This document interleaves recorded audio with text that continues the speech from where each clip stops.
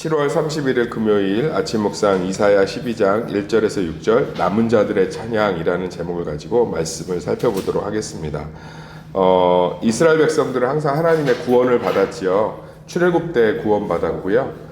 또 바벨론 포로 때도 하나님께서 구원하셔서 이스라엘 백성들 항상 구원하셨습니다. 하나님은 성경에 보면 항상 자기 백성, 자기 자녀를 구원하시는 자예요. 이사야서 12장 1절에서 6절이 우리는 예수 그리스도 안에서 완전히 성취되었죠. 그래서 우리 1장에서 6절이 우리의 찬양이 된 줄 믿습니다. 하나님과 아무 상관이 없는 우리였지만 심지어 육적으로도 이스라엘의 혈통이 아니었지만 하나님께서는 긍휼을 베푸시고 지극히 큰 사랑을 베푸셔서 이방의 빛을 비추셨어요. 그래서 이사야 12장에 나와 있는 이 돌아온 자들, 바벨론 포로에서 결국은 돌아올 것을 하나님께서 주시는 위로의 찬양, 은혜의 찬양, 승리의 찬양이 우리에게도 완전히 성취되었습니다. 근데 안 와닿는 게 문제죠. 그러니까 다시금 얘기하지만 복음은 예수 그리스도가 십자가에 죽으심으로 내가 구원을 받아 구원의 표딱지를 받아서 천국에 들어가는 일만 딱 하시러 온 게 아니라 하러 온 게 아니라 사실은 예수 그리스도의 복음이 우리에게 가장 큰 이 이사야서 12장의 말씀의 은혜가 우리 삶에 날마다 넘칠 수 있는 건 하나님과 우리 사이가 완전히 연합되었다는 거예요. 완전히. 그거를 믿지 못하고 받아들이지 못하면 우리는 복음 가운데서 누리지 못하는 거예요. 그러니까 예를 들면 옛날에 재미있는 예화 있잖아요. 어떤 할머니가 고속버스를 탔는데 무거운 짐을 머리에 이고 있더래요. 그래서 기사분이 가슴이 아파서 할머니 그 짐 내려놓으세요. 그랬더니 할머니가 뭐라고 했냐면 아유 내가 몸값만 냈지 짐값은 안 냈어요 이러더래요. 그리고서는 도착지까지 그 짐을 머리에 이고 가면 얼마나 힘드시겠어요. 근데 우리가 그러한 일을 하고 있을 때가 많다는 거예요. 이미 하나님이 우리의 삶을 완전히 통치하고 계신데 그런데 우리는 주님 안에서 여전히 내 짐을 내가 지고 있지 않은지 그리스도 예수 그리스도로 말미암아 우리와 하나님 사이가 완전히 연합되고 교제하는 가운데 있는데 우리는 여전히 그것들을 내 삶 가운데 받아들이지 못해서 하나님의 은혜와 사랑 가운데 서 있지 못하는 경우가 참 많습니다. 그래서 오늘 이 이사야서 아름다운 12장 1절에서 6절이 우리에게 이미 성취되었음을 발견하시고 누리시기를 예수의 이름으로 축원합니다. 그 1절 보면 너무 아름답지 않아요? 그날에 내가 말하기를 여호와여 주께서 전에는 내게 노하셨사오니 한번 따라해 볼까요? 전에는 내게 노하셨사오나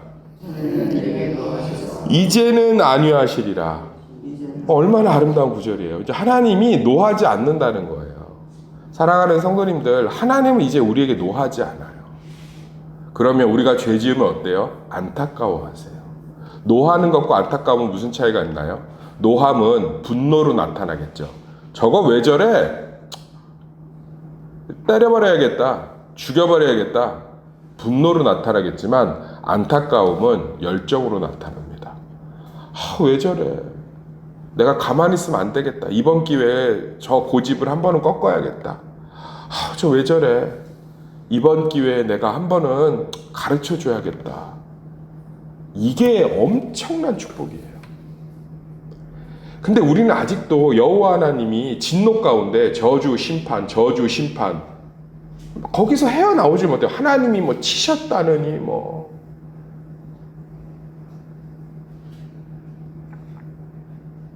제 설교를 꾸준히 듣는 한 동기가 이제 피드백을 서로 해주거든요. 서로 설교를. 그런 얘기를 하더라고요. 야, 너는 진짜 복음을 진짜 끈덕지게 붙들려고 하는 게 느껴진다. 왜? 네 설교에는 저주 심판이 없어. 진짜 안 믿나 봐. 예수 그리스도의 십자가가 완성한 거 난 믿어. 야, 너 정말 참 대단하다.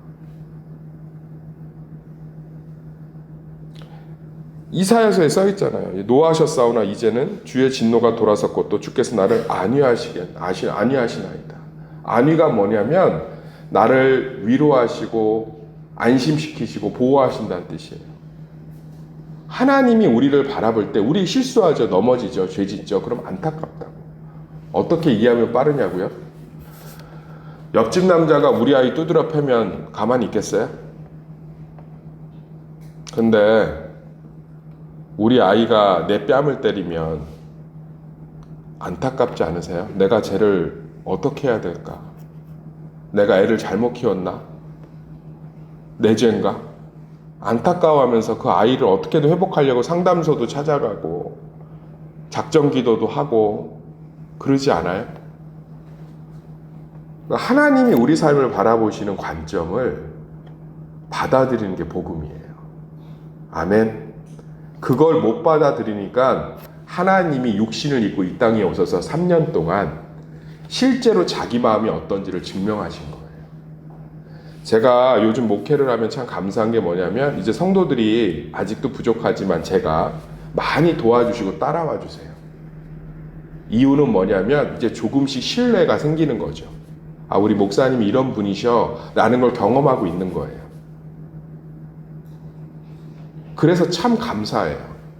모를 땐 자신들의 경험과 또 어떤 목사의 선입견과 자신들의 상처 안에서 저를 바라보셨는데 이제는 저를 직접적으로 겪으시면서 항상 부족한 면을 보여드려서 속상하시기도 하지만 그래도 아, 이런 면들 안에서 이런 면들이 있으시지라고 하면서 잘 또 도와주십니다.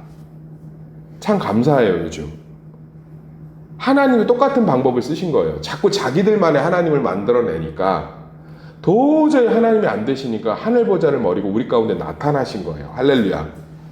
우리 가운데 나타나셔서 그냥 나타나시면 모세가 그러잖아요. 하나님 얼굴 한 번만 보여주세요. 내가 너 얼굴 보면 너 죽는다. 충돌한다. 그래서 인간의 육신을 입고 오신 줄 믿습니다. 창조주가 인간의 육신을 입고 온다는 건 상상할 수 없는 일입니다. 오신 이유는 눈에 보이는 하나님을 우리에게 드러내시기 위한 줄 믿습니다. 그래서 만져보고 먹어보고 만나보고 대화해보니까 너무 다른 거야.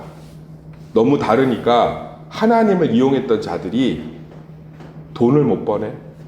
저주 심판 얘기하면서 율법 얘기하면서 정죄하고 돈 뜯어내고 편가르고 신비롭게 자기를 포장했던 사람들이 돈을 못 버네. 그러니까 어떻게 해요? 죽여버려야죠. 자신들이 얘기했던 하나님은 저런 하나님이 아니거든.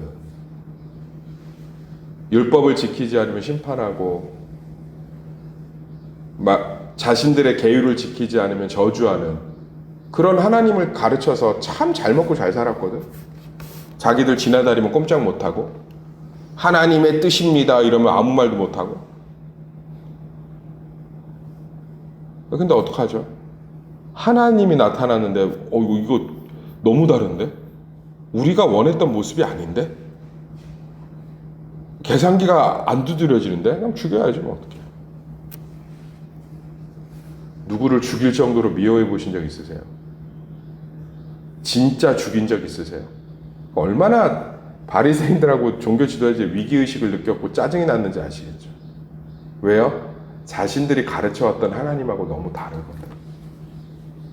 근데 지금도 우리는 우리만의 하나님을 만들어 놓고 그 하나님을 여전히 우리 입술 가운데 생각 가운데 붙들고 있으면 하나님이 얼마나 가슴이 아프시겠어요.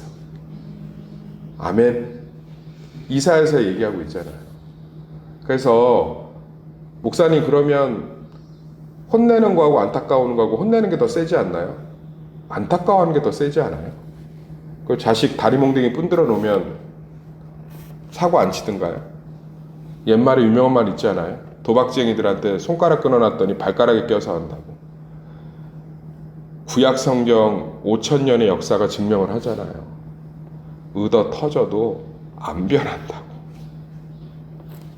그런데 성령의 은혜는 우리를 변화시킬 수 있는 줄 믿습니다. 하나님이 우리의 삶을 얼마나 안타까워하는지 그 하나님의 사랑을 깨달으면 철이 드는 거예요. 누가 이런 질문했대요. 아이가 아빠는 내가 이런 모습이어도 사랑해요? 맥스 루케이도의 책에 나오는 얘기예요. 사랑하지. 아빠 나의 이런 모습도 사랑해요? 사랑하지. 왜 나의 이런 모습도 아빠는 사랑해요? 글쎄 네가 부모가 되면 알게 될 거란다. 그러니까 부모가 내가 되면서 부모가 자식을 어떻게 사랑했는지를 깨달으면서 철이 드는 거잖아요. 우리가 하나님의 안타까움, 하나님의 사랑, 하나님이 나 때문에 고통받고 계심, 이걸 깨닫게 되면 그때부터 우리의 행동은 변하기 시작하는 줄 믿습니다. 아멘. 그래서 예수님이 우리 가운데 오셔서 하나님의 마음을 드러내신 거예요. 하나님의 마음을. 3년 동안 경험해 보니까 하나님은 저런 분이구나. 제가 질문 하나 던지겠습니다. 예수님이 승천하시고 나서 제자들의 삶이 어땠어요? 가난했고요, 핍박받았고요, 고난받았고요, 순교했고요, 고문당했습니다. 갇혔고요, 배신당했고요, 미움받았고요, 채찍질 당했습니다. 빼앗겼고요, 무시당했습니다. 우리가 생각하는 신앙은 뭐죠? 여기 예수님의 제자들처럼 사신 분 계세요. 평생을 선교하시며. 그런데 그들의 삶은 우리가 생각하는 것과 너무 달랐어요. 근데 그들은 기쁨을 이야기하고 평강을 이야기하며 행복을 이야기하고 있어요. 왜죠? 하나님의 사랑과 은혜가 그들의 삶을 완벽하게 감싸고 있는 거예요. 할렐루야. 사랑하는 성도님들, 하나님의 사랑을 날마다 확신하고 그 사랑 가운데 있음을, 그 일을 예수 그리스도가 완전히 성취하셨음을 이사야의 고백처럼 믿는 자들은 어떠한 고난과 어려움 속에서도 자신의 믿음과 삶의 평강을 빼앗기지 않을 수 있어요. 아멘. 그런데 우리가 그걸 믿지 못하면 무너질 수밖에 없는 거예요. 교회 재정이 어려워요. 제가 지금 아는 교회 얘기예요. 교회 재정이 어려워. 교회 재정이 어려우니까 목사가 점점점 돈 얘기를 하기 시작해요. 그런데 선교팀의 후원이 엄청나게 갔어요. 선교팀에 돈이 엄청 갔다고. 목사 입장에선 그 돈은 다 선교를 위해 써야 되잖아요. 그러니까 얼마나 아까워요. 많은 액수도 아니에요. 200만 원 남짓하는 후원금이에요. 그래서 그 교육자를 불러다 혼을 냅니다. 너 거지야? 왜 자꾸 그런 거 선교로 후원 달라고 해? 얼마나 가슴이 아파요. 얼마나 가슴이 아파요. 그 교회를 향한 예수님의 사랑을 믿지 못하면 안 들어오는 헌금이 선교 후원금으로 나간 게 아까워서 미치겠는 거예요. 거기까지 주저앉을 수 있는 거예요. 복음을 믿지 못하면. 피죽을 끓여 먹어도 교회를 향한 하나님의 피값으로 사신 공동체라는 확신이 있으면 끝까지 흘려보낼 수 있거든요. 아멘. 그건 정성이 아니라 교회 공동체 자체가 예수 그리스도가 피값으로 세우신 자신의 교회이기 때문에 하나님의 사랑이 이 교회와 너무 명확하게 함께하기 때문에 믿을 수 있고 갈 수 있는 길이죠. 사랑하는 성도님들, 오늘 이사야 12장 1절에서 6절의 말씀이 우리 가운데 완전히 성취된 줄 믿습니다. 2절에 보라, 하나님은 나의 구원이시라. 내가 신뢰하고 두려움이 없으리니 주 여호와는 나의 힘이시며 나의 노래시며 나의 구원이심이라. 그러므로 너희가 기쁨으로 구원의 우물들에서 물을 기르리로다. 우물이 뭐예요? 물이 끊이지 않는 거죠. 광야에서는 최고의 축복입니다. 우리 삶의 기쁨의 우물이 끊긴대요, 안 끊긴대요? 안 끊긴대요. 목사님, 그런데 내 삶은 기쁘지 않아요. 다시금 복음을 확신하세요. 내 모든 고난과 아픔과 질병과 깨어진 관계 속에서 그 하나님이 모든 것을 인도하고 계시며 그분 안에 내 모든 삶이 있다라는 것. 아이, 그렇죠. 하나님이 함께 하시죠. 하나님이 다 주관하시죠. 이게 아니라 그 모든 아픔 가운데 세밀하게 나를 챙기고 계시고, 우리는 시계공을 만들면서 위로받기를 좋아해요. 시계공이 시계를 만들어 놓으면 시계가 알아서 돌아가죠. 관여하지 않습니다. 그렇죠. 하나님이 주신 거죠. 하나님이 다스리시는 거죠. 하나님이 통치하시는 거죠. 그래요. 내가 믿음이 부족하네요. 그게 흔들리네요. 시계공 하나님이 아니라 복음은 우리 가운데 오신 거잖아요. 뛰어들어 오셔서 베드로의 밤새 고기 잡지 못한 걸 해결하셨고, 장모한테 구박받는 걸 해결하셨고, 도마의 의심을 손바닥을 내밀어 주셨고, 요한이 품으로 파고드는 걸 안아주셨잖아요. 내 고난 가운데 내가 주관하는 거야. 믿어. 내가 끝에는 복을 줄 거야. 믿고 있어. 그게 아니라 시계공이 아니라고요. 하나님이. 구약의 하나님에 머물러 있는 거예요. 사실은 고난의 한복판, 그 크고 작은 고난 속에서도 하나님의 위로와 세심한 배려가 함께하는 줄 믿습니다. 그걸 날마다 발견하라는 거예요.